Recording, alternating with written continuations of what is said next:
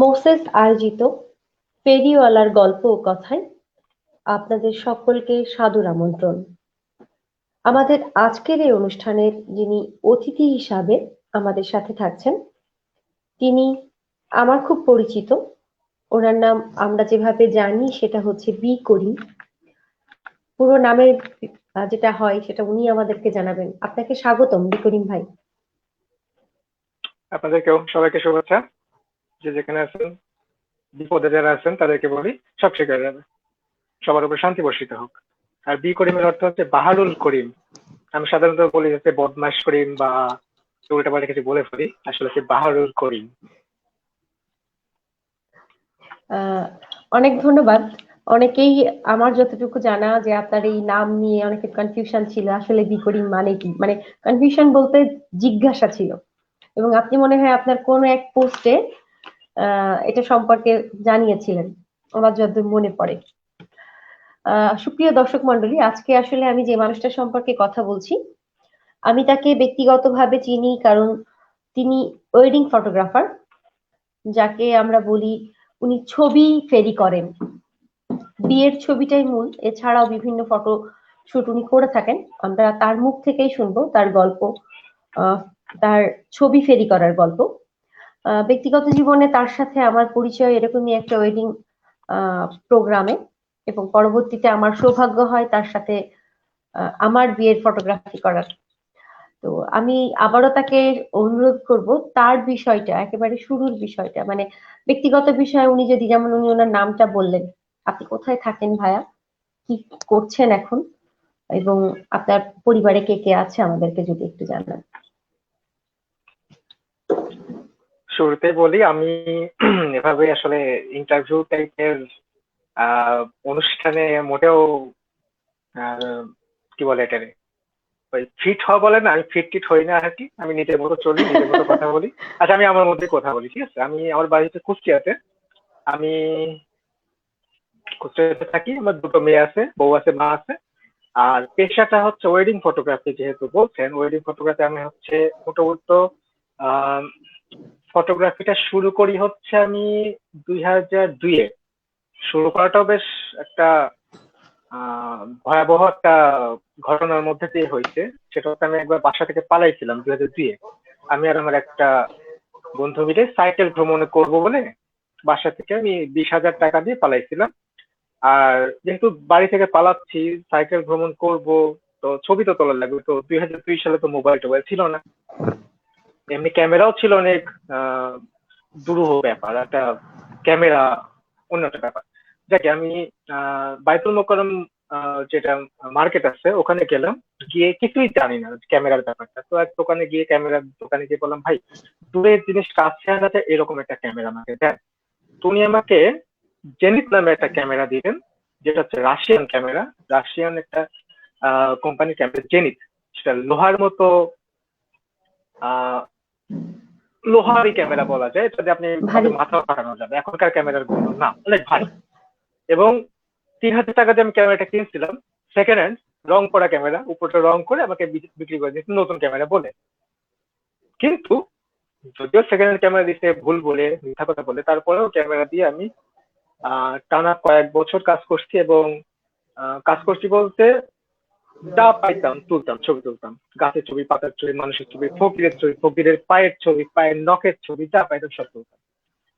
আস্তে আস্তে আস্তে আস্তে চারপাশে আমার যারা পরিচিত ছিল, আত্মীয় স্বজন ছিল, তারা জানলো যে ছেলের কাছে একটা ক্যামেরা আছে, সে ভালো ছবি তোলে। ছবি তুলতাম হচ্ছে ফিল্মে, তখন তো ফিল্মের ক্যামেরা ছিল। ফিল্মে তুলতাম, ফিল্ম কেনা লাগবে 95 টাকা, 100 টাকা, 120 টাকা। সেটাকে আবার ডেভেলপ করো, ডেভেলপ করে আবার প্রিন্ট করো।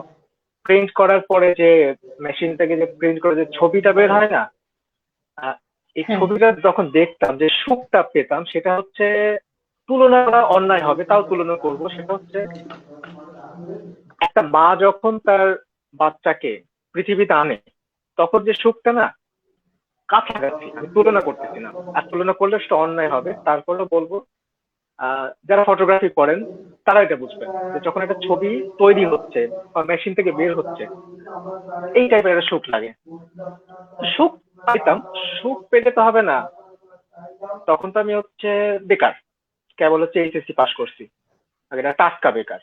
যাই হোক, ফিল্ম কিনতে তো টাকা লাগে, প্রিন্ট করতে টাকা লাগে, এই টাকাটা পাবো কোথায়? হঠাৎ করে মানে কোনোভাবে বিয়ের ছবির দিকে ঢুকলাম, যে বিয়ের ছবি তুললে টাকা পাওয়া যাবে এবং বেশ ভালো রকমের টাকা পাওয়া যাবে, এবং সেই টাকা দিয়ে আমি আমার নিজের শখ আহ্লাদ যা যা আছে এটা আমি পূরণ করতে পারবো।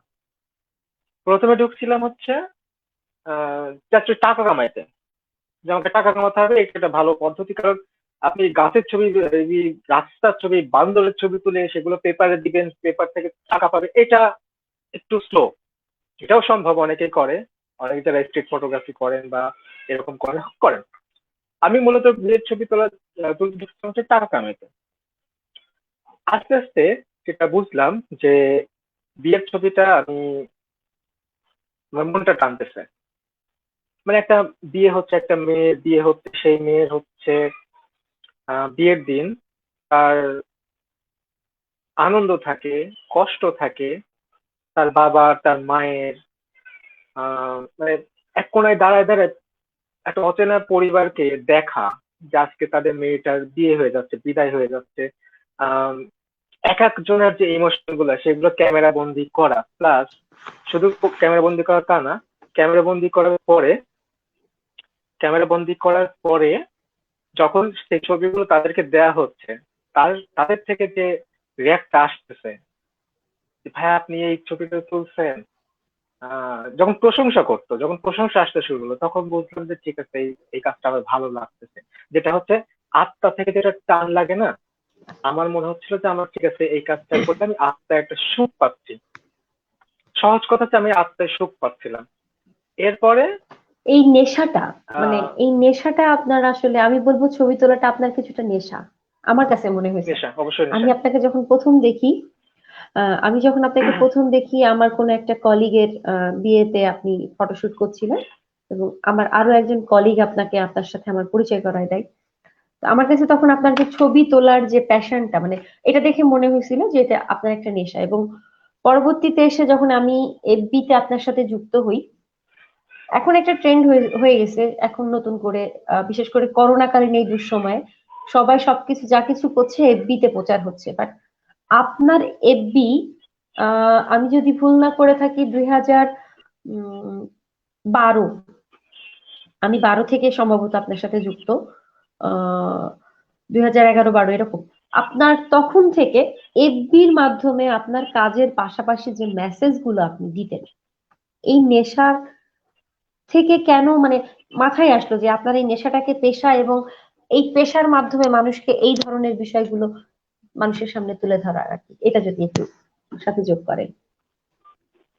আচ্ছা, আমি একটু কারেকশন করে দিই। আমি আসলে আমার ব্যর্থতাই বলা যায়, আমি আসলে পুরা দমে পেশাদার ফটোগ্রাফার হতে এখনো পারি নাই। পেশাদার বলতে পেশাদার বলে, যেটাকে প্রফেশনাল বলে, সেটা হতে পারি না। আমার যেটা নেশা ছিল, আমার নেশাটা এখনো বেশি আছে। কি জন্য বলতেছি, আমাদের যে ফটোগ্রাফি প্যাকেজ গুলো থাকে, মানে, সহজ কথা বলি, যে আপনি যদি আমার কাছে 3 ঘন্টা সময় নেন, 3 ঘন্টার সময় আমার দাম হচ্ছে 10,000 টাকা, মানে আমাদের প্যাকেজের হিসাবে যদি বলি।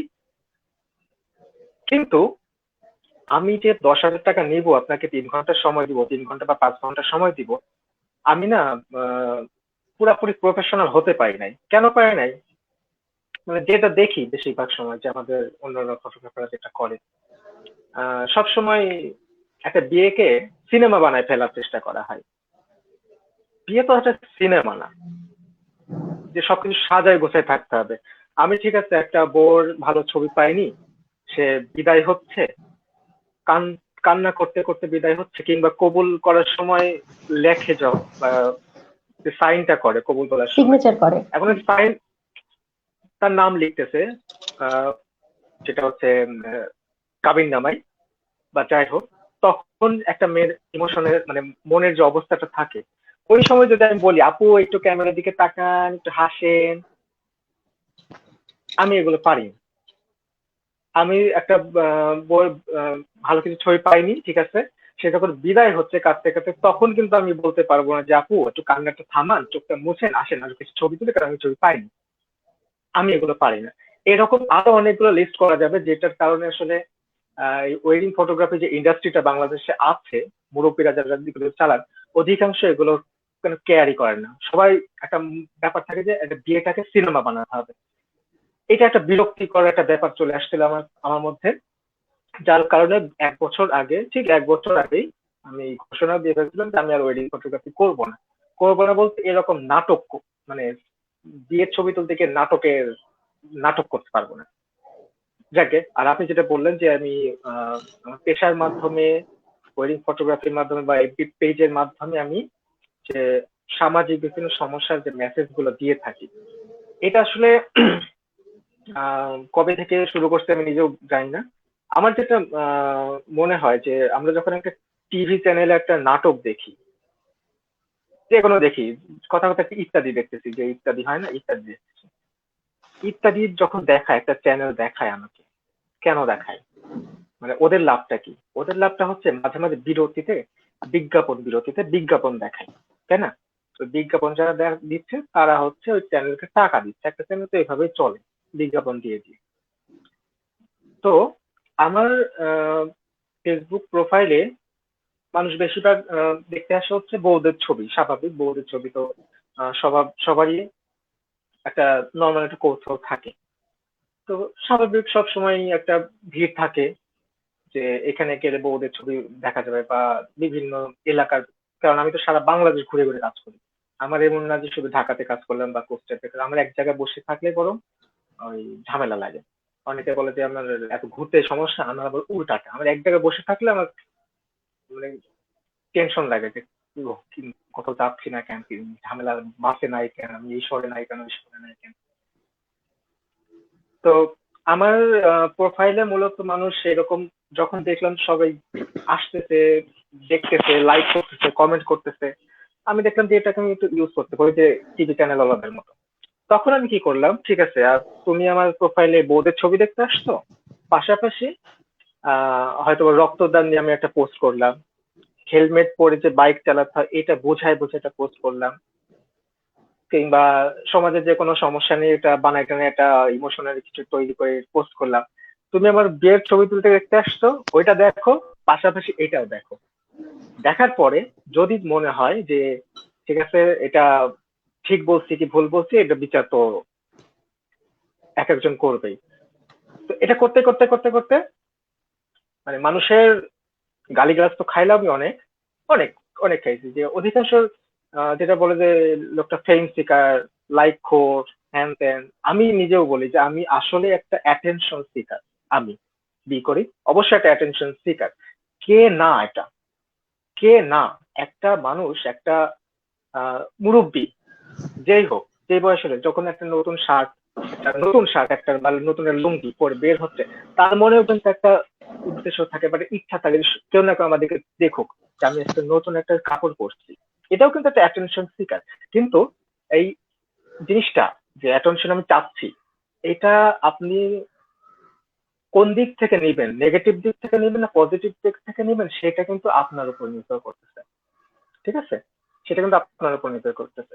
তো আমি একসময় প্রচুর রক্তদান নিয়ে অনেক পোস্ট করছি। নিজে শুধু পোস্ট করে বসেছিলাম না আমি, যাতে মানুষ বলতে না পারে এই লোক শুধুমাত্র অনলাইনেই পটর পটর করে। আমি অনলাইনে পটর পটর করার সাথে সাথে আমি অফলাইনেও অনেক পটর পটর করছি। আসলে বললে অনেক মুরব্বী আছে যারা আমার সাথে ভালো কাজ করে, তাদের তুলনায় অনেক কম কাজ করছে, তাও কিছু কিছু কাজ, কিছু কিছু ঘটনা, যেমন সিলেটের একটা ছেলে ছিল তামিম, বাচ্চাটা মারা গেছে, 5 বছর বয়সে তার ক্যান্সার হ্যাঁ। হয়েছিল। আমার জীবনে প্রথম প্লাটিলেট দেওয়া হচ্ছে ওকে দিয়ে। ওকে আমি বেশ কয়েকবার প্লাটিলেট দিছি। তারপরে ও তো মারা গেল। মারা যাওয়ার পর ওকে আমি সিলেটে দেখতেও গেছিলাম। তারপর আমি রাত 2টার সময় রক্ত দিতে গেছি এক জায়গায়। আমি নিজের বউকে রক্ত দিতে নিয়ে গেছি রাত 1টার সময় হাসপাতালে। তারপরে আমি সমুদ্র সৈকতে রক্তদান করছি। মানে টুকটাক কিছু আমার আছে যেগুলো আপনি বলতে পারবেন আমি শুধু অনলাইনে পটর করি। এটা আমি যেটা মনে করি যে একটা মানুষের যখন অনলাইন ভিত্তিক কিছু একটা করতে চাচ্ছে, তার অফলাইন ভিত্তিকও কিছু করে রাখা উচিত। কিন্তু আমাদের মুশকিল হচ্ছে কি যে আমাদের আহ, ওই যে বাঙালিদের একটা সমস্যা যে কেউ কিছু করতে গেলে প্রথমে বলবে যে এটা হচ্ছে লাইক কর, এই কর, সেই কর। আমার কথা হচ্ছে আপনি বলেন, সমস্যা নাই। আমারও গায়ের চামড়া অনেক মোটা হয়ে গেছে, কিন্তু আমার কথা হচ্ছে আমরা সব সময় শাহরুখ খানকে ফলো করি, আমির খানকে ফলো করি, মানে যারা বড় বড় আছে তাদেরকে ফলো করি, কিন্তু আমরা এই জিনিসটা ভুলে যাই আমরাও কিন্তু একটা শাহরুখ খানের থেকে কম না। আমি যেমন, আমার দুইটা মেয়ে আছে, হোম্বু আর হাম্বু, এরা কিন্তু আমাকে ফলো করে। আমি যদি একটা ভালো কাজ করি, এরা কিন্তু আমাকে ভালোটাই ফলো করবে। খারাপ কাজ করলে খারাপটাও ফলো করবে। আমার যারা আত্মীয় স্বজন আছে তারা কিন্তু আমাকে ফলো করবে। তো আমি যখন একটা ফেসবুক প্রোফাইল চালাচ্ছি আমার পেশার দিক থেকে, সেখানে কেন আমি সেটাকে ইউজ করব না? আমি ফেসবুকে শুধু ওই অমুক চ্যালেঞ্জের পোস্ট শেয়ার করে যাব? তাহলে আমি সমাজে থাকলাম কি কারণে? সমাজের একটা সামাজিক জীব হিসাবে আমার তো একটা দায়িত্ব থাকে। দায়িত্ব তো থাকে যে আমি অফলাইনের কথা বাদ দিলাম, অনলাইনের কথা বলি। আমরা অনলাইনে নিজেদের প্রোফাইলটাকে আপনারা একটু চেক করেন যে গত এক সপ্তাহ আপনারা কি কি শেয়ার করছেন, যেটা শুধুমাত্র নিজের জন্য না। নিজের জন্য তো অবশ্যই শেয়ার করেন, নিজের জন্য একটা মানুষ একটা কবিতাও শেয়ার করতে পারে, পারে না? পারে। সিনেমার কিছু একটা শেয়ার করতে পারে, কিন্তু আপনি হিসাব করেন যে গত এক সপ্তাহে আপনি অন্যের উপকার হয় এরকম কি শেয়ার করছেন ফেসবুকটাকে ইউজ করে? আমরা যে ডেঙ্গু ডেঙ্গু করি না, ডেঙ্গু মশা কামড়ায়, ডেঙ্গু নিয়ে কয়জন একটু লিখছেন যে এখানে সেখানে এত ময়লা রাখা উচিত না, পানি জমে থাকে, এগুলো করা উচিত না, করোনা চলতেছে, এটা নিয়ে কে কি করছেন? যখন ঝড় বৃষ্টি হয় তখন কে একটা লেখা লিখছেন যে ভাই এখন ঝড় বৃষ্টি হবে, বিদ্যুৎ চমকাতে পারে, এটা করার দরকার, এবং টিভি টিভি অফ করে রাখতে হয়। মানে একটা মানুষের উপকার হয় এরকম কোনো কাজ করছেন গত এক সপ্তাহে? হয়তো অনেকেই করছেন, কিন্তু অনেকেই দেখা যাবে যে শুধু নিজেদের নিয়ে আছেন, নিজেদের নিয়ে আছি, কোথায় পিজা খেতে গেলাম, কোথায় বার্গার খেতে গেলাম, ঠিক আছে না? তো আপনাকে একটু ইন্টারাপ্ট করি আহ, মাঝখানে, সেটা হচ্ছে আমাদের সাথে বেশ কিছু দর্শক যুক্ত হয়েছেন। আমরা একটু তাদের কিছু যদি কমেন্টস পড়ে নিই। পরে এমডি নাসের, আসসালামু আলাইকুম। ওয়ালাইকুম আসসালাম ভাই। এবং উনি লিখেছেন আপনাদের জন্য শুভকামনা। আপনার শুভকামনা আমরা গ্রহণ করলাম এবং আমাদের সাথে থাকার অনুরোধ করছি। নাদিয়া আফরিন, হাজির আমি, কেমন আছেন? অনু কেমন আছো এখন? হ্যাঁ নাদিয়া, এখন ভালো আছি, আগের থেকে অনেকটা সুস্থ। থ্যাংকস বান্ধবী খোঁজ নেওয়ার জন্য। আহ ফাল্গুনী আরিফিন আপু, আপনাদের জন্য শুভকামনা। আপনাকেও ও, ফাল্গুনী আপু, আপনাকেও শুভকামনা জানাচ্ছি আমাদের সাথে থাকার জন্য, এবং সাথে থাকবেন আশা করছি। আমরা বিকরিম ভাইয়ের কাছ থেকে শুনবো। আসলে ওটা যিনি উনি বললেন যে ছবি তোলাটা তার নেশা, এবং মারাত্মক আকারের একটা নেশা। এবং উনি ওনার ছবির মাধ্যমেই সমাজের বিভিন্ন অসঙ্গতি, বিভিন্ন সমস্যা, তার কিভাবে সমাধান করা যায় সেই সমস্যাটাকে উনি বড় করেন না, যেটা আমি আমি আমার ব্যক্তিগত জীবনে দেখেছি। সমস্যাটার সমাধানে আসার চেষ্টা করেন, কি করলে সমাধানটা করা যাবে। এটা একটা বড় দিক। অনেকে এসে আমরা সমস্যা নিয়ে কথা বলি, এটা সমস্যা সেটা সমস্যা, সব রকম সমস্যা তুলে ধরছি। সেই সমস্যাটার আসলে সমাধান কিভাবে হবে, বা সমাধানের পথটা দেখানো, করে দেখানো, এই কাজটা আমরা অনেকেই করি না, যেটা উনি করেন। আহ আমি একটা ছোট্ট জিনিস জানতে চাইবো, যেহেতু আমি আপনার বিষয়ে আরো কিছু জানি। রিস্টার্ট বাটনটা কি?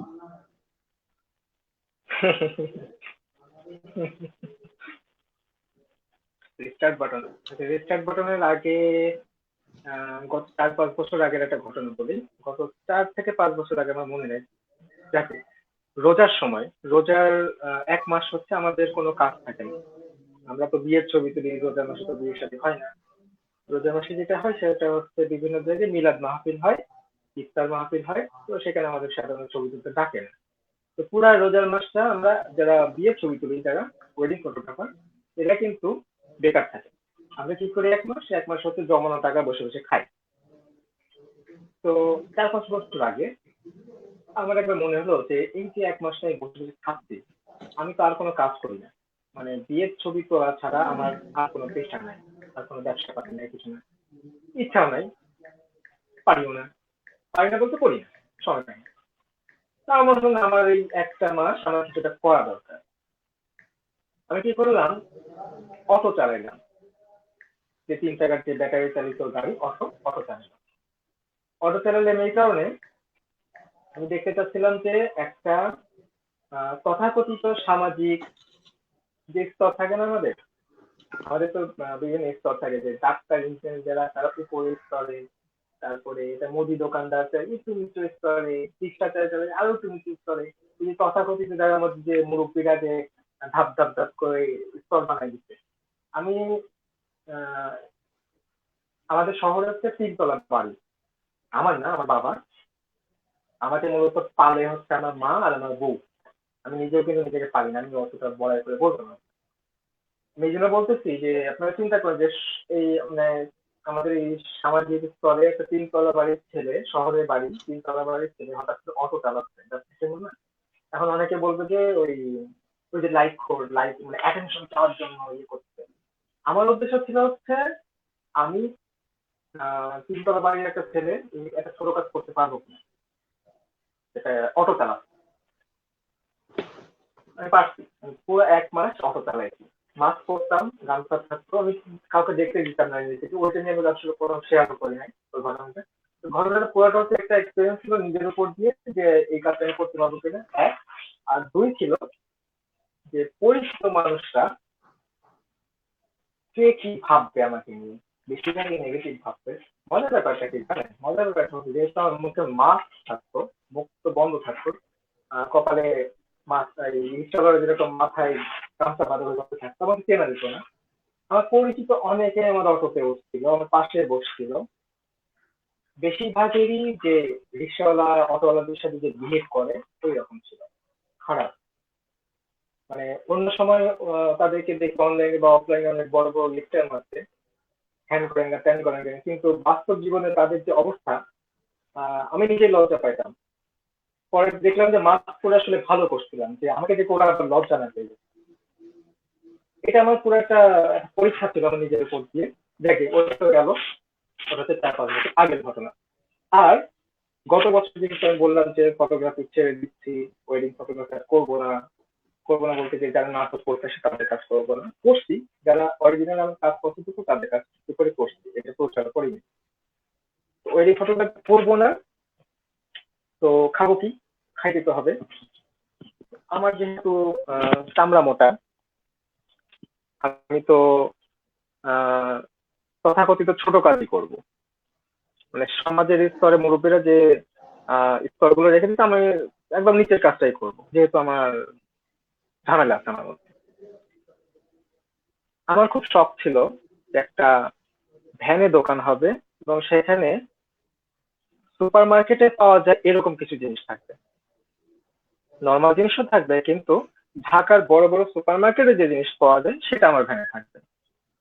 আমি 2400 টাকা দিয়ে একটা সেকেন্ড হ্যান্ড ভ্যান কিনলাম একটা মাছওয়ালার কাছ থেকে। সেই লোকটা হচ্ছে ওই ভ্যানে বসে বসে মাছ বেচতো। হ্যাঁ, ভাঙড়ি টাইপের একটা ভ্যান। ভ্যানটা কেনার পরে 2400 টাকা গেল। তারপরে হচ্ছে আমি ডেকোরেশন করলাম ভ্যানটার চারপাশে, ছই মতো করে ফুল টুল দিয়ে হ্যান ত্যান করে। মোটামুটি 5,000 টাকা গেল হচ্ছে আমার ভ্যানটাকে সাজাতে। মানে আমি একটা কাঠামো পেলাম। এরপর ঢাকা চকবাজার গেলাম, চকবাজার গিয়ে মাল কিনলাম। প্রথমে কিনলাম মনে হয় 10,000 টাকা, তারপরে কিনলাম 15,000, তারপরে একবারে 30,000, এরকম মাল কিনতে কিনতে কুষ্টিয়া সরকারি কলেজের সামনে আমার ভ্যানটা নিয়ে বসতাম। ভ্যানটার নাম ছিল হচ্ছে রিস্টার্ট বাটন। রিস্টার্ট বাটনটা ছিল হচ্ছে আমার লাইফেরই একটা রিস্টার্ট বাটন বলা যায়, যেটা হচ্ছে টিপ দিলে সবকিছু রিস্টার্ট হবে। হয়েছেও অনেক কিছু। ভ্যানটা নিয়ে আমি যখন যেদিন প্রথম রাস্তায় নামি, খুব লজ্জা পেয়েছিলাম, খুব মানে খুব। যে আমাদের বাসার সামনে যে দোকানদার গুলো আছে, আহ প্রথমে বসতাম বাসার একদমই সামনে বসতাম। তারপরে যেদিন প্রথম হচ্ছে মেন রোডে গেলাম, বাসার সামনে লোকজন কম থাকতো, মেইন রোড বলতে আমাদের কলেজের সামনে, ওখানে গেলে কলেজের ছেলেমেয়েরা থাকে, বেচা বিক্রিটাও বেশি হয়। প্রথম যেদিন ওই দিন প্রথম যেদিন মেইন রোডে গেলাম আর কি, যে লজ্জার কথা বলতেছি, যদিও আমি অনেক লম্বা লম্বা কথা বলি, কিন্তু আসলেই সেদিন লজ্জা পেয়েছিলাম যে ভ্যান টেনে নিয়ে যাবো। তো দুপুরবেলা গেলাম ভ্যান টেনে নিয়ে, ভ্যান পুরো ডেকোরেশন করা যেত, পুরো মালপত্র ভরা। অন্যান্য দিন আমার বাসার সামনে বসলে বেচা কেনা হতো হচ্ছে দিনে হয়তো বা 1,000 টাকা, 900 1,000 এরকম বিক্রি। যেদিন প্রথম কলেজের সামনে গেলাম, হঠাৎ করেই সম্ভবত 4,500 কি 5,000 টাকা একবারে উঠে গেছে, মানে সারাদিনে বিক্রি হয়ে গেছে। আমি তো বিশাল খুশি, কিন্তু ওই যে সকালে যে লজ্জাটা পাইছিলাম যে বাড়ির সামনে দোকানদাররা দেখছে, আমি ওই দিন কি করলাম, একটু রাত করে ফিরলাম, যে সবগুলো দোকান বন্ধ হোক, আমাকে যেন মানুষ না দেখে, আমি আবার ভ্যান টেনে নিয়ে যাবো, আমাকে যাতে না দেখে। কিন্তু 2 থেকে 3 দিন পরে আমি মোটামুটি বুক ফুলায় ভ্যানটা নিয়ে বাসা থেকে বের হতাম, কলেজের সামনে যেতাম, সারাদিন দোকানদারি করতাম। আস্তে আস্তে আমার প্রচারটা বাড়লো এবং প্রচারটা আসলে বাড়ানোর জন্য অনেক রকমের টেকনিক আমি ইউজ করছি। আপনার শুধু টাকা পয়সা থাকলে হবে না, আপনার মাথায় সামান্য টেকনিক্যাল কিছু বুদ্ধি থাকতে হবে আপনার ব্যবসাটাকে একটা মানুষের কাছে তুলে ধরার জন্য। আমার বেশিরভাগ কাস্টমার ছিল কলেজের ছেলেমেয়েরা এবং পথচারীরা ছিলেন। আমার দোকানটাকে, আমার উচ্চাট বাটনটাকে, আমার ভ্যানটাকে এমন ভাবে আমি ডেকোরেশন করছিলাম, এমন কিছু করছিলাম যাতে রাস্তাতে যদি 10টা মানুষ যেত, 8টা মানুষই আমার ভ্যানের দিকে তাকাবে, কিছু নিক বা না নিক তাকাবে। রিক্সা দিয়ে গেলেও তাকাবে, হেঁটে গেলেও তাকাবে। যে 2জন তাকাবে না, সেই 2জনের একজন হচ্ছে সে হয়তো আকাশের দিকে তাকায় ছিল এই জন্য দেখে নাই, এই জন্য তাকায় নাই, অথবা সে হয়তো বা আমাকে প্রচন্ড ভাবে হিংসা করে, এই জন্য তাকায় নাই। মানে এইটা এই জন্য বলছি, এটা কেন করছি রিস্টার্ট বাটনটা করছি শুধু যে আমার টাকা কামাইতেই হবে এমন কোনো কথা না। আর আমি যে ফটোগ্রাফি করব না এই ঘোষণাটা দিচ্ছিলাম, সেটাও আসলে হালকা একটু ভুয়াও ছিল। কারণ ফটোগ্রাফিতে আমার হচ্ছে রক্তে মিশে আছে, এটা আমি ছাপতে পারবো না। তো এটা ভ্যানটাকে আমাকে সবসময় চালাতে হবে এমনও কথা না। আমার যেটা উদ্দেশ্য ছিল, প্রধান উদ্দেশ্য, সেটা হচ্ছে আমি একটা রিপোর্ট করছিলাম বছরখানেক আগে, যে সম্ভবত মিডল ইস্ট থেকে যে যারা কাজ করতে যায়, বিশেষ করে মহিলারা গৃহ পরিচারিকা হিসেবে কাজ করতে যায়, 130টা না 36টা লাশ ফিরছে একটা ফ্লাইটে। আমার সংখ্যাটা মনে নাই, খোঁজ খোঁজ করলে পাওয়া যাবে, আপনারা গুগল করলেও পাবেন।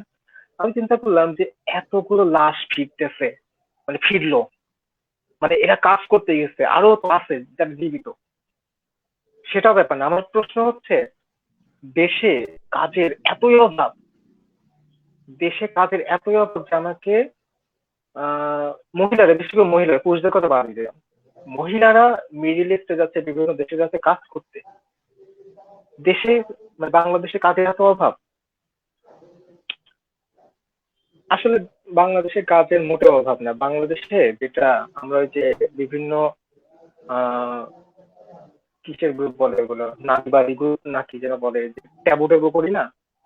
ট্যাবু মানে কি? ট্যাবু মানে আমরা বেশিরভাগ বুঝি যে মেয়েদের যে পিরিয়ড নিয়ে কথা বলা যাবে না, এটা একটা ট্যাবু। তারপরে মেয়ে ঘটিত কাহিনী নিয়ে আমরা ট্যাবু ট্যাবু করি, ঠিক আছে না? যে ট্যাবুটা বাংলাদেশের সবচেয়ে বড় ট্যাবু হচ্ছে, বাংলাদেশ না, বাংলাদেশের মতো দেশে সবচেয়ে বড় ট্যাবু হচ্ছে লোকে কি বলবে। এইটা হচ্ছে সবচেয়ে বড় ট্যাবু। আপনার পেটে ভাত পাছে নাই, লোকে কিছু বলে।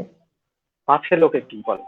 আপনার পেটে ভাত নাই, কিন্তু আপনাকে সবসময় সুন্দর ড্রেস থাকতে হবে, একটা দামি ফোন থাকতে হবে আপনাকে, সবাইকে দেখানোর যে আমি হচ্ছে এই, আমার সঙ্গে চলো, আমার সঙ্গে চললে তোমার এই লাভ।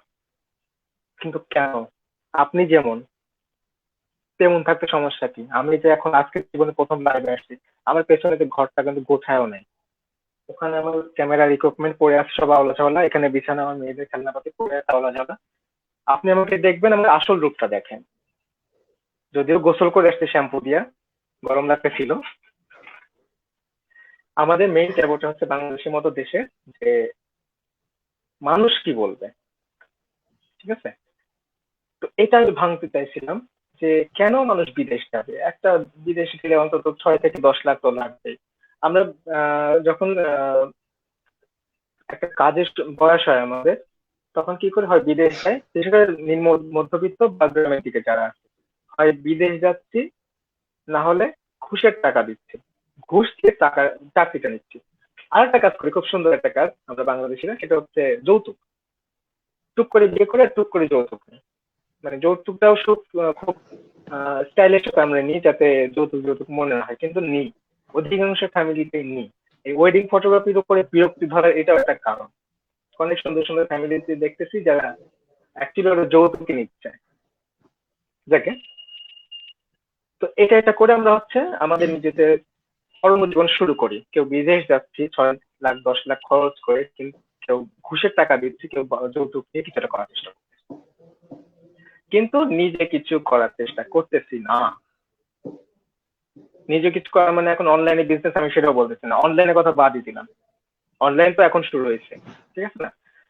নিজে কিছু করা বলতে আমি যেটা উদাহরণ দিলাম, আমি 2400 টাকা দিয়ে ভ্যান কিনছি, 5,000 টাকা টোটাল খরচ দিতে হচ্ছে ভ্যানটাকে সাজাতে।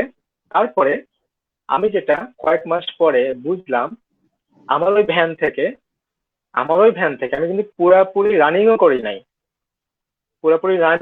নাই, পরীক্ষামূলক ভাবে যা চালাইলাম ওই ভ্যানটা। আমি যেটা দেখলাম, প্রতি মাসে আমার 30 থেকে 40 হাজার টাকা প্রফিট আনা সম্ভব একটা ভ্যান থেকে, ফুটপাতের ভ্যান থেকে। ওখানে আমার কোনো খরচ নাই, দোকান ভাড়া নাই, কারেন্ট বিল নাই, শুধুমাত্র 10 টাকা দেওয়া লাগতো। এই টাকাটা দিয়ে কে নিত আল্লাহ জানে। বলতো এখানে ফুটপাতের দোকান দিচ্ছেন, 10 টাকা দেওয়া লাগবে, জানি না কেউ কেউ নিত। ঢাকা শহরের মতো জায়গায় হয়তো বা আরো বেশি খরচ হয়, কাকে কাকে দেওয়া লাগে ওটা আমি জানি না। আমার এখানে 10 টাকা নিতে, সুন্দর করে 10 টাকা আমি দিয়ে দিতাম প্রতিদিন, আর হয়তো বা চাটা খাইতাম। মানে সারাদিনে আমাকে প্রফিট আসতো আমার 500 থেকে 600 700 বিভিন্ন রকম। বৈশাখের সময় আমি 18 হাজার টাকা চুরি বেচি নাই, তুলছিলাম, বিক্রি হয়েছে অনেক। 18 হাজার টাকা চুরি তুলছিলাম, যে কাঁচের চুরি, শুধু বৈশাখের আহ দিনটাকে টার্গেট করে। আর বললাম না যে আমার ভ্যানে প্রচন্ড আনকমন কিছু জিনিস ছিল, যেটা আপনি সুপার মার্কেটে পাবেন শুধুমাত্র। অনেক মানুষ এসে তাজ্জব হয়ে যেত, আরে ভাই আপনাদের কাছে এই জিনিস আছে এই ভ্যানে, এই জিনিস, ওয়াও। এই করতে করতে আমার প্রচারটা দারুণ ভাবে, আমি কিন্তু অনলাইনে প্রচারই করি নাই, রিস্টার্ট বাটন কোন রকম অনলাইনে প্রচার করি নাই। শুধুমাত্র লোকের মুখে মুখে যে কলেজের ছেলেরা কলেজের মেয়েরা, এইটা ওই ভ্যানে যা, ওই ভ্যানে এই জিনিস আছে সেই জিনিস আছে, এবং খুব কম দামে। আমার তো টার্গেট ছিল যে আমি কম দামে আপনাকে দিব, এমন কিছু দিব যাতে আপনি 10টা লোককে বলতে পারেন। তারপরে তো আমি আরো 10টা কাস্টমার পাবো। এখন আপনি আমাকে বলেন, আমি যদি একটা ভ্যান থেকে সারাদিনে সার্ভিস দিয়ে 30 থেকে 40 হাজার টাকা ইনকাম করতে পারি, তো একটা নর্মালি একটা ফ্যামিলির ছেলে, তাকে কেন বিদেশ যেতে হবে ঘুষ দিয়ে? আমার খরচ হয়েছে কত? আমার খরচ হয়েছে মানে আমি যদি শুরুর কথা বলি, 30 হাজার টাকা দিয়ে শুরু করা যায়। একটু যদি গোছাই গোছাই করা যায়, 50 হাজার টাকা দিয়ে একটা ভ্যান পুরো সেট করে ফেলা যায়। তারপরে যদি আপনার ইচ্ছা থাকে, একটু কৌশল খাটাতে পারেন, আপনারা কিন্তু রানিং করতে পারবেন। তা আমি যদি 30 থেকে 40 হাজার টাকা একটা ভ্যান থেকে, আমি ফুটপাতে বসে যদি ব্যবসা করতে পারি, তো আমি করব না কেন? এখন করব না কেন হচ্ছে আপনার এই এটা, কথার আমি মাধ্যমে, আপনি এখন হ্যাঁ হুম, বলেন, আপনি বলেন। এখন হচ্ছে আমরা যেটা করি না, আমরা কেন করি না? ওই বললাম যে পাশে লোকে কিছু বলে। এখন আপনি প্রশ্ন করতে পারবেন যে হ্যাঁ ভাই আপনার কি কি সমস্যা হয়েছিল? আমার সমস্যা শেষ নাই। আমি যখন বোঝা শুরু করছি, তখন থেকে আমি ফিল্টার করে করে মানুষ নিজের কাছে রাখার চেষ্টা করি। ফিল্টার করা বোঝেন যে 10টা মানুষ সামনে আসতেছে, আমি তাকে ফিল্টার করে করে তাকে কাছে নিব, যে আমার মতো যে আমার মতো ভাবতে পারবে, আমাকে গ্রহণ করতে পারবে। আমি নাটক করতে পারবো না, আমি নাটক করতে পারি না। আপনাকে আমার পছন্দ না, আপনার সাথে আমাকে হেসে হেসে আপনার সঙ্গে টাইম দিতে গিয়ে লাগবে খেতে হবে। সরি চাইনিজে তো লাঠি পড়ে। আমরা তো বেশিরভাগ সেটাই করি। আমরা সামাজিকতা মেনটেন করতে করতে এমন অবস্থায় নিয়ে গেছি, রেপ হচ্ছে, প্রতিবাদ আমরা করি না। করি। এটা একটা উদাহরণ দিলাম, একটা ভয়ানক উদাহরণ দিলাম। ওইটাও একটা ট্যাবু। আপনার পাশের বাড়ির, হ্যাঁ, প্রতিবাদ হ্যাঁ, করতে হবে। আপনার পাশের বাড়ির মানুষ আপনার বাড়িতে ফাঁকা জায়গাটা সেখানে ময়লা ফেলতেছে। আমার বাড়িতেই আমি বাড়ির সামনে অনেক নাটক করি আমি এখানে আমার প্রতিবেশীদের নিয়ে।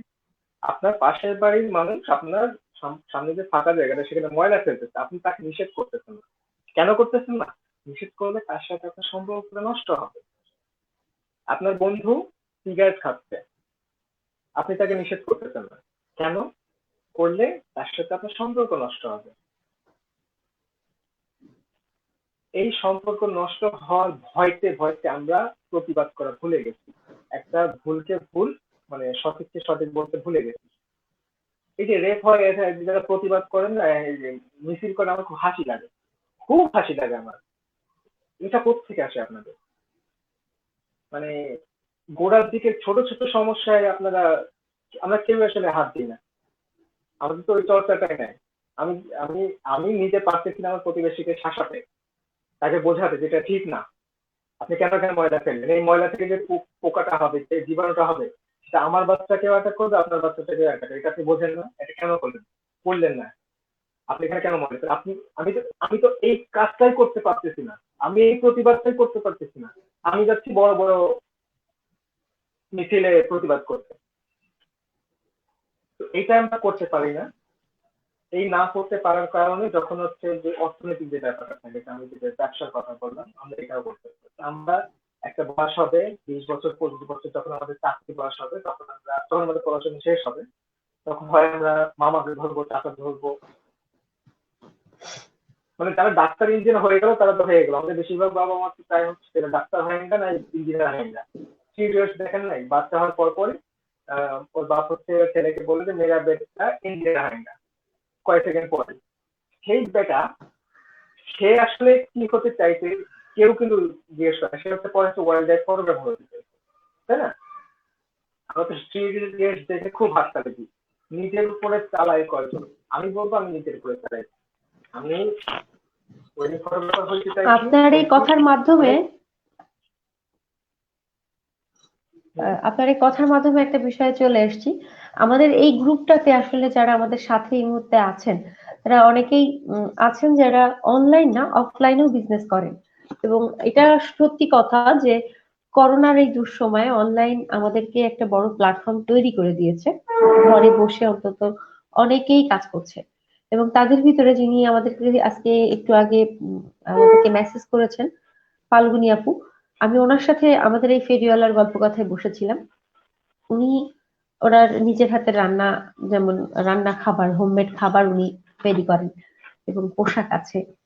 তো বিষয়টা হচ্ছে যে খুব চমৎকার ভাবে কিন্তু এই কাজগুলো লোকে করছে, যেটা আপনি একটু আগে কথা প্রসঙ্গে বললেন যে কেন আমাকে এত টাকা ঘুষ দিয়ে চাকরি নিতে হবে, কিংবা এত টাকা দিয়ে কেন বিদেশ যেতে হবে।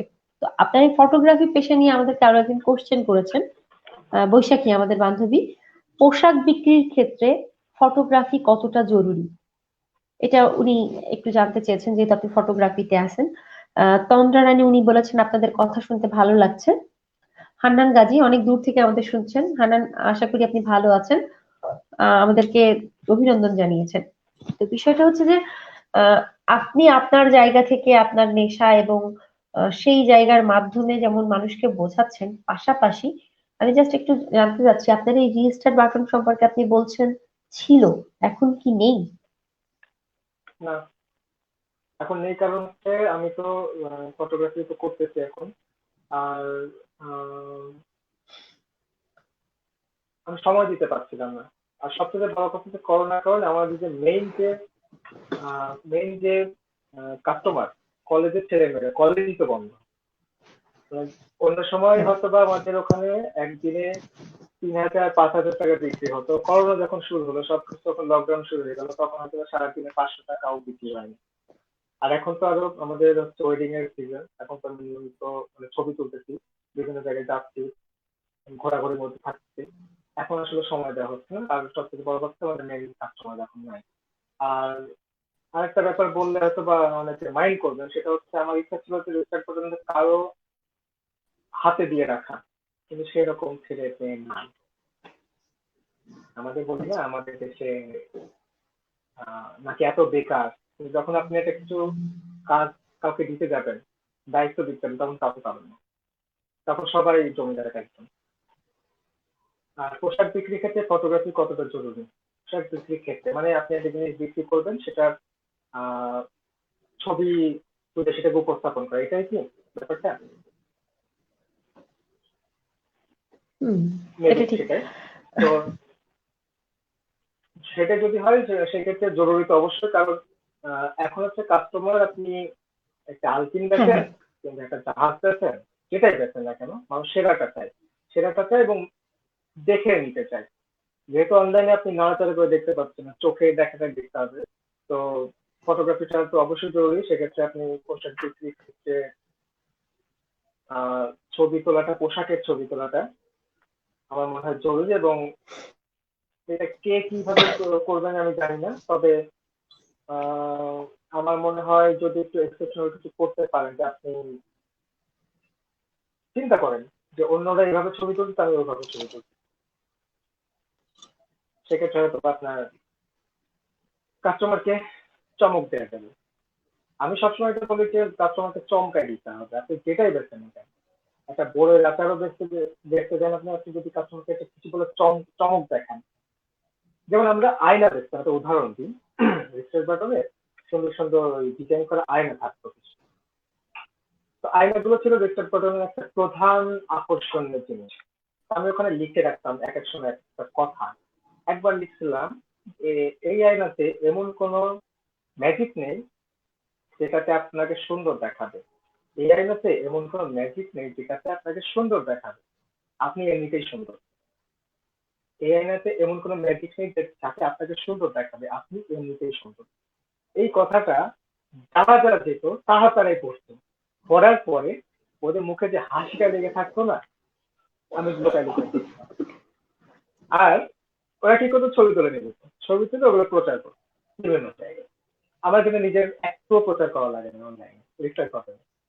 রাস্তা দিয়ে যাচ্ছে, রিক্সা দিয়ে যাচ্ছে, ওই দেখ ওই আয়নাটা, ওই দেখ ওই লেখাটা, এরকম কিছুদিন পর পর আমি লেখা চেঞ্জ করতাম বা কিছু একটা চমক রাখতাম। ওটাই যে আপনি অনলাইনে বিজনেস করলে সবচেয়ে বড় যেটা মজা, সেটা হচ্ছে পাবলিককে খুব সুন্দর করে বোঝানো যায়, একটু কেরামতি করে, যে ভাই আপনি তো সব জায়গায় দেখছেন, সব জায়গায় কাপড় দেখলেন বা সব জায়গায় আচার দেখলেন, আমার আচারটা কিন্তু ভাই এইরকম, আপনি দেখে নিতে পারেন। একটু সবার থেকে একটু আলাদা ভাবে চিন্তা করে, সবাই যেটা চিন্তা করলো এরকম চিন্তা করার কি দরকার?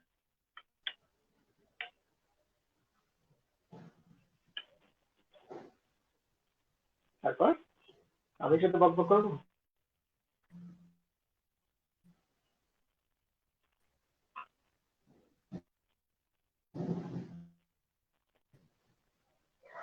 হ্যাঁ, আপনার এই বিষয়টা জানতে চেয়েছিল বৈশাখী, এবং বৈশাখী নিজে পোশাক নিয়ে কাজ করে। তো আমি তারপর আমি আরেকটা অ্যাড করি, সেটা হচ্ছে হ্যাঁ, আমরা আরো অবশ্যই কিছুক্ষণ থাকতেই পারি। আচ্ছা সেক্ষেত্রে একটা আমি জিনিস আমি আরেকটা, হ্যাঁ, আপনার কাছে একটু জানতে চাচ্ছি যে আহ, আপনি নিজে যেহেতু ওয়েডিং ফটোগ্রাফিতে আছেন, কেউ যদি এই পেশাতে আসতে চায়, বেসিক কিছু কি তাকে আলাদা করে শিখে আসতে হবে এরকম কিছু বলে আপনার মনে হয়? একটু জানাবেন। ওয়েডিং ফটোগ্রাফিতে, আচ্ছা ফটোগ্রাফি আসলে অনেকগুলো লাইন আছে। আপনি ওয়েডিং এর একটা লাইন, আপনি জার্নালিজমের দিকে একটা লাইন আছে, আপনি ওয়াইল্ড লাইফ ফটোগ্রাফার হতে পারেন, আরো অনেক রকম আছে। আপনি যদি বিয়ের ছবিটা তুলতে চান, বিয়ের ছবি তুলতে হলে আসলে এখন অনেকে জিজ্ঞেস করতে পারেন, প্রশ্ন করতে পারেন যে একাডেমিক কিছু লাগে কিনা, কোথাও থেকে শিখে আসতে হয় কিনা। আছে আমাদের খোঁজগুলো এরকম বেশ কিছু প্রতিষ্ঠান যা আছে যারা বিয়ের ছবি তোলা শেখায়। ওয়েডিং কিন্তু ফটোগ্রাফি আমি বা বলবো বিয়ের, ফটোগ্রাফি। আমি ওয়েডিং এর কথাই বলি। ওয়েডিং ফটোগ্রাফার যদি আপনার হতে চান, আপনাকে বিনয়ী হতে হবে, মেইন কথা হচ্ছে বিনয়ী হতে হবে। ওই যে বললাম প্রথমে যে একটা বিয়েকে যেন বিয়ে হিসেবে উপস্থাপন করবেন, নাটক হিসাবে। যদি এটা করতে পারেন আপনি ওয়েডিং ফটোগ্রাফিতে আসতে পারেন। আর যেটা আমি বলতে চাচ্ছিলাম আপনার সাথে হচ্ছে, যেটা বলে যে করোনাকালীন সময়ে অনেকেই অনলাইন বিজনেসে আসছে, এটা অনেক বড় একটা ব্যাপার। যদি অনেকে হাসাহাসি করতেছে, নানা রকম ট্রোল হচ্ছে, কিন্তু আমি বলবো অনেক পজিটিভ একটা ব্যাপার। একটু খোঁজ নিলে দেখবেন যে এরাই কিন্তু অন্য সময় যখন করোনা ছিল না তখন কিন্তু বেকার ছিল, তখনও কিন্তু অনেকের ইচ্ছা ছিল, আমার পরিচিত অনেকে আছে যে কিছুটা করতে চায়, কিছুটা করতে চায়, অনলাইনেই করতে চায়, কিন্তু এদের মধ্যেও ওই যে পাশের লোকে কিছু বলে, কে কি বলবে, অনলাইনে বিজনেস করতেছে, অনলাইনে কাপড় বেচতেছে, অনলাইনে এইটা বেচতেছে, সেটা বেচতেছে। এই চিন্তা করে কিন্তু অনেকেই কিন্তু এখন আসে নাই। করোনা আমাদেরকে একসাথে মানে বড় একটা উপকার করতে, সবাই আসলে সব কাজ জানা থাকা উচিত, একটু সাহস থাকলে, তাই না?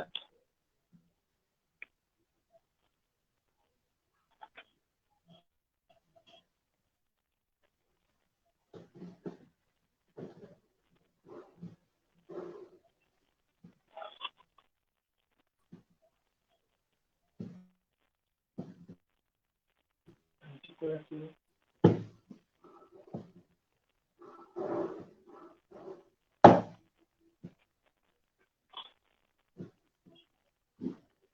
বলতে চাই যে আপনি, আমরা বেশ কিছুটা সময় নিয়েছি, এর বাইরেও যদি কেউ দর্শককে আপনার কিছু, আপনি কাজগুলোকে, আপনার কাজগুলোকে আপনি আসলে কিভাবে ভাগ করেন? আহ পরিবারকে সময় দেওয়া, আপনার ব্যক্তিগত কাজ থাকে, আবার হচ্ছে যে আপনি যে নেশার কাজটা করছেন, এই জিনিসগুলোকে কিভাবে ভাগ করেন বা কিভাবে ব্যালেন্স করেন, এটা যদি জিজ্ঞেস করি। এবং আরেকটা ব্যক্তিগত প্রশ্ন আমার থাকবে, সেটা হচ্ছে পারিবারিক ভাবে আপনি যেভাবে বিভিন্ন সময়ে বিভিন্ন কাজগুলো করছেন, সময় কম দিতে পারেন কিনা পরিবারকে, এবং যতটুকু। পারিবারিক ভাবে কথাটা বলি, পারিবারিক ভাবে আমি সবকিছু সাপোর্ট পাই, কিন্তু পরিবারের পাশে যারা থাকে, পরিবারের পাশে বলতে হয়তো বা পরিবারের আশপাশ থাকে, তারা প্রচন্ড প্রেশার দেয় যে তোমার ছেলে, যেমন প্রথম যখন আমি ওয়েডিং ফটোগ্রাফি শুরু করি, আমার বাবা যখন দেখেছিল, আমার বাবার কাছে অনেকেই বাবার বন্ধুরা রিপোর্ট করতে বলতো, হ্যাঁ তোমার ছেলে দেখলাম অমুক বিয়েতে ছবি তুলে বেড়াচ্ছে, কুষ্টিয়ার ভাষায় ছবি তুলে বেড়াচ্ছে। তুমি ব্যাপারটাকে খুব ছোট করে দেখতো যে আহ, তোমার ছেলে অমুক বিয়েতে ছবি তুলে বেড়াচ্ছে, ব্যাপারটা এরকম বোঝে না। এগুলো আসলে খারাপ লাগতো শুরুতে, এখনো খারাপ লাগে। আর যেহেতু ওই আমি এক এক সময় এক এক রকমের কাজ করি, যেটা অনেকেরই পছন্দ হয় না, আমার বাড়িওয়ালাদের আসলে সয়ে গেছে, এটা অভ্যাস হয়ে গেছে। কিন্তু আহ, আপনি যদি আপনি যদি বেকার থাকেন এবং আপনার, আমার কথা হচ্ছে আপনি যদি বেকার থাকেন, আপনার যদি কিছু একটা করার ইচ্ছা থাকে, আমি বলবো আপনার কারো কথা শোনার দরকার নেই। আমার সঙ্গে একটা ছেলে দেখা করছিল যখন রিস্টার্ট বাটন ছিল, তখন ছেলেটা এসে বললো যে ভাই আপনার এই ভ্যানটা দেখে আমাদের একটা ইচ্ছা করতেছে, আমি একটা ভ্যান দিব। বললাম, দেন ভাই, আমার কিছু জমানো টাকা আছে, আমি চাইলে এমন একটা ব্যবসা করতে পারবো। কিন্তু মুশকিল হচ্ছে ভাই, আপনি যে কলেজের সামনে বসতেন না, আমি এই কলেজের একসময় নেতা ছিলাম, ঠিক আছে, আমি এই কলেজের একসময় নেতা ছিলাম, নেতা গোছের কিছু ছিলাম। এখন যদি লোককে দেখে আমি সেই নেতা, সে নেতাকে যদি দেখে যে ফুটপাতে এরকম ব্যবসা করতেছে, ভাই কেমন হয় না ব্যাপারটা, পরামর্শ দেন কি করা যায়। আমি ওনাকে বললাম যে ভাইজান, আপনার আজকে হয়তো বা আপনার পেটে খিদা আছে, পেটে কালকে আর টাকা নাই আর কি আপনার, আমি হয়তো আপনাকে এক বেলা খাওয়াইলাম, কালকে হয়তো আপনাকে আর একটা বন্ধু খাওয়াতে পারে, আপনার কোনো একটা বন্ধু খাওয়াতে পারে, তৃতীয় দিন কিন্তু আপনাকে কেউ চিনবে না, আমিও আপনাকে চিনবো না, বিরক্ত লাগবে আপনাকে দেখলে। আমি মানুষের এরকমই, খুব বিরক্ত লাগবে আপনাকে দেখলে। ওই তৃতীয় দিন আপনি কি করবেন? এজন্য কে কি বললো বলে লাভ নাই, আপনি শুধু এই হিসাব করেন, আপনি হারাম খাচ্ছেন না হালাল খাচ্ছেন, কারো ক্ষতি করতেছেন। আমি এই কয়েক মাস ধরে রিক্সা বাটন চালাইছি, ভ্যানে ব্যবসা করছি, ভ্যান টেনে নিয়ে বেড়াইছি, আমি কারো কিন্তু ক্ষতি করিনি।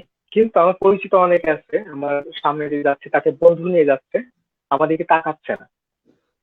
কেন তাকাচ্ছে না? আমার দিকে তাকালে তার যে পাশে বন্ধু আছে, সেই বন্ধু হয়তো বা জিজ্ঞেস করবে কি সুন্দর দোকান, তার সাথে হয়তো বা আমার সঙ্গে হয়তো বা তার বন্ধুর পরিচয় করায় দেওয়া লাগবে।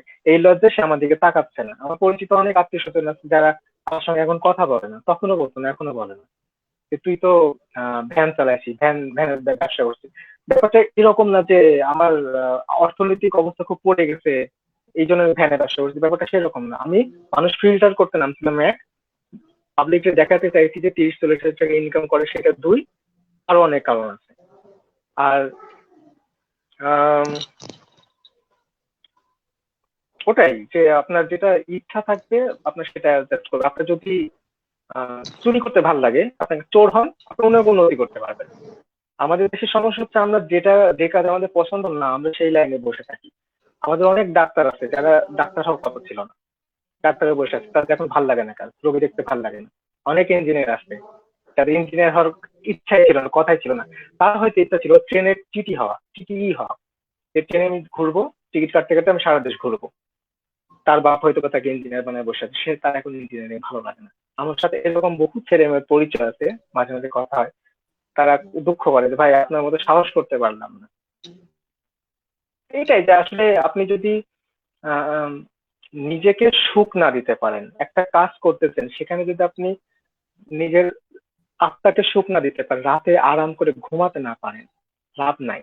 কি লাভ আছে? আমাদের বহুত বাবা মাকে পাওয়া যাবে যারা সারা জীবনে সমুদ্র দেখে নাই, জানেন? বহুত বাবা মাকে পাওয়া যাবে যারা সারা জীবনে সমুদ্র জিনিসটা, সমুদ্রের সামনে গিয়ে দাঁড়ায় নাই। কেন দাঁড়ায় নাই? তারা সারা জীবন পড়েছিল ছেলে মেয়েদেরকে নিয়ে, ছেলে মেয়েদেরকে বড় করা নিয়ে, ছেলেকে এই বানাইঙ্গা ওই বানাইঙ্গা, কি দরকার? আপনার ছেলে যখন বোঝা শিখবে তাকে জিজ্ঞেস করেন সে কি হতে চায়। সে কি হতে চায়? সে যদি রিক্সা চালাতে সুখ লাগে তাকে রিক্সা চালাতে দেন। প্রত্যেকটা ঘরে ঘরে সুখী মানুষ থাকবে। আর সুখী মানুষ যেসব দেশে থাকে না, সেসব দেশে এত অন্যায় অবিচার হয় না। আমাদের অধিকাংশ মানুষ অসুখী। আমরা নিজের কাজ নিয়ে, নিজের অবস্থান নিয়ে মোটেও সুখী না। আমাদের মাথা গরম থাকে, এই জন্য আমরা কি করব বুঝতে পারি না। আমাদের ইচ্ছা হচ্ছে কাউকে খুন করে ফেলতেছি, ইচ্ছা হচ্ছে রেপ করে ফেলতেছি, জানি তো টাকা দিব ছাড়াই দিবে, সমস্যা কি? এই জন্যই আপনার যখন যেটা ইচ্ছা থাকবে, ভালো কাজ অবশ্যই, আবোল তাবোল কথা না। আপনি যদি যখন যেহেতু সবাইকে কাজ করে খেতে হয়, আপনি সেই কাজটা করেন, একটু অল্প ইনকাম হোক, কিন্তু একটু খেয়াল করেন যাতে আপনার আত্মাটা সুখ পাচ্ছে কিনা, আপনার রাতে ঘুম হয় কিনা। আমি বিয়ে করি রাতে অনেক আরামে ঘুমাই, যেটা আপনারা অনেকেই ঘুমান না, কিন্তু আপনাদের কারো টাকার অভাব নাই, অনেক টাকা ইনকাম করতেছেন, কিন্তু আপনি সুখী না। আমি অনেক সুখী। আমাকে কেউ যদি জিজ্ঞেস করে ভাই কেমন আছেন, আমি বলি না যে ভালো আছি আলহামদুলিল্লাহ আছি হ্যান ত্যান, আমি বলি আমি সুখে আছি। আর কিছু?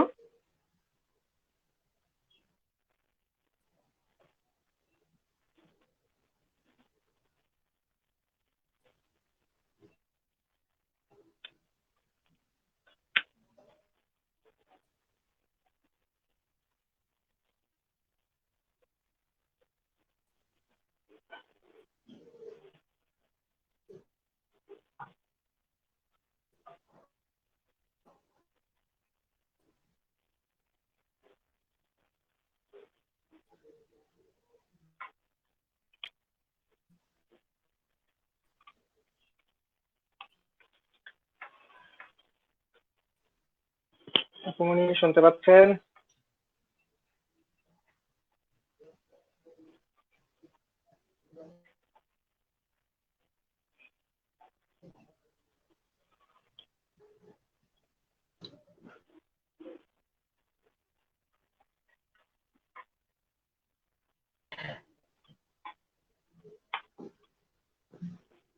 আমি জানতে চাচ্ছিলাম সর্বশেষ যে আপনি যদি আমাদেরকে একটু জানান যে পায়ে হেঁটে কুষ্টিয়া টু কুয়াকাটা কেন যাত্রা ছিল আপনার, এবং এই এই যাত্রা পথে আপনার অভিজ্ঞতা গুলো কেমন ছিল? আমি 3 মাস মধ্যে হয়ে গেছে না, মেবি। কুষ্টিয়া থেকে কুয়াকাটা পর্যন্ত পায়ে হেঁটে গেছি 12 দিনে। 10 দিন হাঁটছি আর 2 দিন হচ্ছে রেস্ট করছিলাম, মোট 12 দিন লাগছে। কেন গেছি? এটা গেছি, ইচ্ছা হয়েছে গেছি, এটা আসলে কোনো কারণ নাই। আমাদের আমাদের দেশে একটা ব্যাপার আছে যে আপনি বেড়াতে যাবেন শুধুমাত্র আত্মীয়র বাড়িতে। আপনি বেড়াতে যাবেন শুধুমাত্র আত্মীয়র বাড়িতে। আপনি দিনাজপুর শহরটা কখনো দেখেন না, আপনার ইচ্ছা হলো দিনাজপুর শহরে যাব, ওখানে কি কি আছে একটু দেখবো, এটা একটা অস্বাভাবিক ব্যাপার। এটাকে একটা ট্যাবু বলা হয়, ঠিক আছে? অথবা সাজেক যাবেন, কক্সবাজার যাবেন, কিন্তু যে কোনো একটা জায়গায় আপনার ইচ্ছা হলো আমি ওখানে যাবো, একটু দেখবো ওখানকার মানুষ কি করতেছে, কি খাচ্ছে, কিভাবে ঘুমাচ্ছে, ওখানে ছবি তুলবো, এটা করা যাবে না। এটা আমাদের মুরব্বীরা কখনোই শেখায় নাই। আমি যে কুয়াকাটা গেছি হাঁটতে হাঁটতে, তো বাংলাদেশের আহ মানুষের, বিশেষ করে গ্রামের মানুষগুলো খুব ডেঞ্জারাস। এক হিসাবে ডেঞ্জারাস এই কারণে যে ওদেরকে বিশ্বাস করানো খুব কঠিন যে আপনি আসলে হাঁটতে হাঁটতে আসছেন কিনা, কেন আসছেন, মানে বিস্তর বোঝানো লাগে। এটা খুব পেইনফুল একটা ব্যাপার যে এই সময় এসেও এটা কেন মানুষের মনে কাজ করবে না যে একটা মানুষ তার দেশটাকে দেখতেছে, তার দেখার ইচ্ছা হচ্ছে তার দেশটাকে পায়ে হেঁটে সেই জন্য বেড়ে পড়ছে। এটাকে নিয়ে এত হাসাহাসিরও কিছু না, এত অস্বাভাবিক অস্বাভাবিক বলারও কিছু নাই। তারপরে অনেক মানুষ পাইছি যারা আমাকে অ্যাপ্রিসিয়েট করছে, আমার সাথে কথা বলতে, আহ সাপোর্ট করছে মেইনলি। আর মূলত আমি গেছিলাম হচ্ছে, এটাকে কি বলা যায়, নিজের ভেতরে একটা অস্থিরতা দূর করার জন্য, পাপ ধুইতে।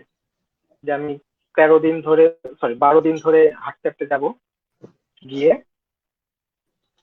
সমুদ্রের সামনে দাঁড়াবো প্রচন্ড ক্লান্ত হয়ে, দেখি কেমন লাগে। আমার চোখ ভিজে গেছিল, ভিডিও আছে এটা। এটা ছেলে মানুষ একটা ব্যাপার যে 12 দিন পরে যখন আমি সমুদ্রের সামনে গেলাম, চোখ ভিজছিল এই কারণে না যে সমুদ্র পৌঁছে গেছি, এটা বিজয়ের একটা ব্যাপার স্যাপার, সেটা না। আমি যেটা আহ, মনে করি যে আমি আসলে রাস্তাটাকে মিস করতেছিলাম। এই যে 12টা দিন হাঁটছিলাম, আমার প্রচন্ড নেশা হয়ে গেছে এই রাস্তাটার প্রতি, প্রচন্ড রকমের একটা ভালোবাসা তৈরি হয়ে গেছে। আমি রাস্তাটাকে মিস করতেছিলাম, এটাকে যা দেখতে পাবো না কালকের পরে, সমুদ্রে তো পৌঁছে গেছি, কালকের পরে যা দেখতে পাবো না, এইটা আমার খুব খারাপ লাগতেছিল।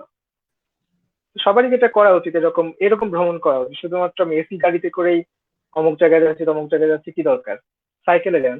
আমি ডেজে দিয়ে তেঁতুলে থেকে টেকনাফ ঘুরছি সাইকেলে 20 দিন ধরে, আমি আর আমার এক বন্ধু মিলে। ওকে।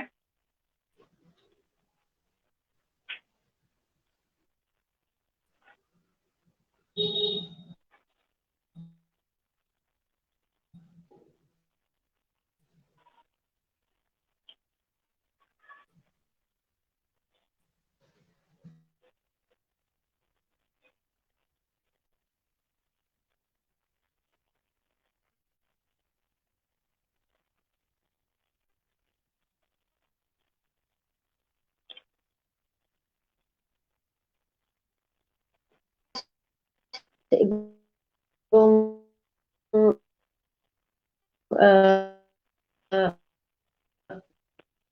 যদি বলেন অফলাইন অনলাইন যেটাই বলি, ব্যক্তিগত জীবনে আপনার কাজ একজন পিতা হিসাবে, সমাজের একজন মানুষ হিসাবে, এটা আমি মনে করি যে পজিটিভলি ফলো করলে, যেটা আপনি বলছিলেন যে আপনি নিজেকেও ভাবেন শাহরুখ খান ভাবেন, নিজেকে আমির খান ভাবেন, সমস্যা নাই তো। আপনি 3 ইডিয়টস তো একটা মেসেজই দেয় যে জীবনে যেটা হইতে চাও, যেটা পছন্দ করো সেইটাই হও। এবং আপনি আপনার ব্যক্তিগত জীবনে সেটা করে দেখিয়েছেন বা করছেন, যার কারণে আপনার সাথে আজকে আমাদের বসা।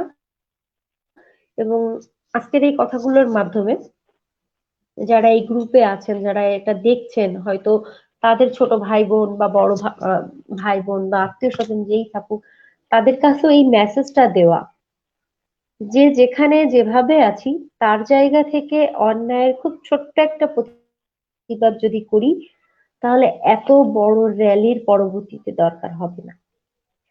এবং দরকার যেটা হবে না। হুম। সব থেকে বড় বিষয় সেটা হচ্ছে যে পছন্দের কাজটা করি, মনে সুখ থাকুক, সুখ থাকলে শান্তিও থাকবে। আপনার যদি আর কিছু বলার থাকে ভাই। না, আর কিছু বলার নেই আসলে। এটা ওই কথাটা যে আপনি আপনার আপনার জায়গা থেকে আপনার কাজটা করেন, আপনার জায়গা থেকে, আপনার পেশাগত জায়গা থেকে আপনার কাজটা করেন। আপনি মানে আপনি যদি স্টুডেন্ট হন, আপনি স্টুডেন্টের থেকে আপনার কাজ করেন। আপনি কোনো ব্যাংকার হন, স্কুল টিচার হন, আপনি আপনার জায়গা থেকে কাজটা করেন। সেটা ভালো কাজ, অবশ্যই পজিটিভ কাজ। প্লাস প্রতিবাদ করতে শেখেন ভাই। আমাদের প্রতিবাদের দরকার আছে। মিন মিন করে থাকার দিনটা আসলে শেষ। একটু বেহায়া হতে শেখেন। বাংলা কথা বেহায়া দূষণ। আপনি প্রতিবাদ করবেন, আপনাকে লোকে বেহায়া বলবে, বদমাশ বলবে, অশিক্ষিত বলবে, অসম্মান করুক, কিন্তু আপনি আপনার এই প্রতিবাদ করার কারণে না পৃথিবীটা একটু সুন্দর হবে, এটাই জরুরি।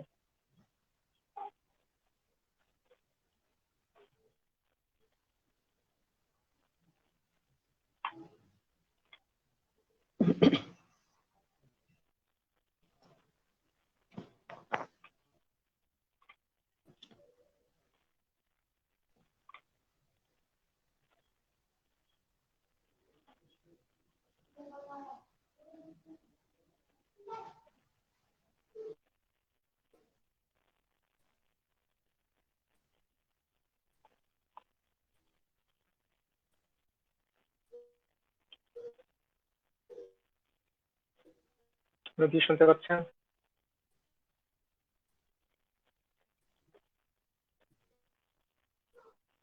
আমি কি চুপ হবো?